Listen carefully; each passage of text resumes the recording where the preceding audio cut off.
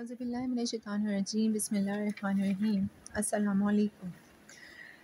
آج ہم بات کرتے ہیں توبہ کے لوازمات پر۔ توبہ کے معاملے میں دو باتیں ملحوظ خاطر رہیں۔ پہلی بات تو یہ ہے کہ توبہ اخلاص کے ساتھ ہو۔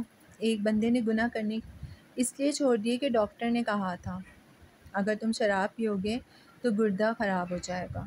اب یہ بندہ گناہ سے تو بچا، لیکن اسے توبہ کی برکات نصیب نہیں ہوئی۔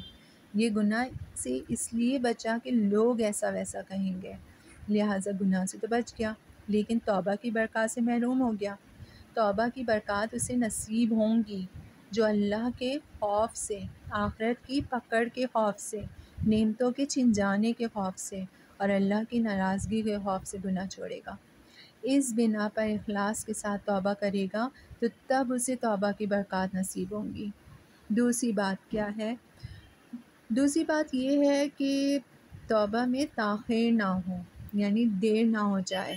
اللہ تعالیٰ کا فرمان ہے سورۃ النساء میں آیت نمبر 18 ہے، اس کا ترجمہ ہے کہ اور ایسے لوگوں کی توبہ نہیں جو گناہ کرتے رہتے ہیں، یہاں تک کہ جب ان میں سے کسی کے سامنے موت ہی آ کھڑی ہوئی تو کہنے لگا کہ اب میں توبہ کرتا ہوں، اور نہ ان لوگوں کے لیے جن کو حالت کفر پر موت آ جاتی ہے۔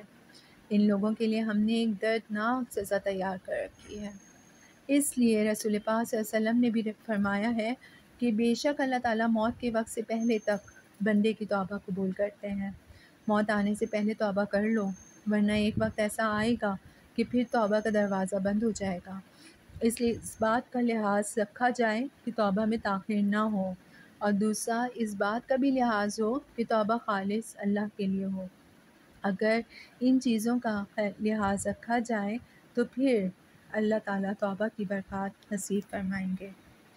جب بندہ توبہ کرے تو اس ترتیب سے توبہ کرے کہ سب سے پہلے کفر و شرک سے توبہ کرے، اور توبہ کرنے میں جلدی کرے۔ ایک بات ذہن میں رکھیں کہ بسا اوقات آدمی توبہ میں تاخیر کرتا ہے اور یہ سمجھتا ہے کہ آج نہیں تو کل، کل نہیں تو پرسوں توبہ کر لوں گا، لیکن یہ صرف شیطان کا دھوکہ ہے۔ آج نہیں کل توبہ کر لینا، آج مزے کر لو، کل کی کل دیکھی جائے گی۔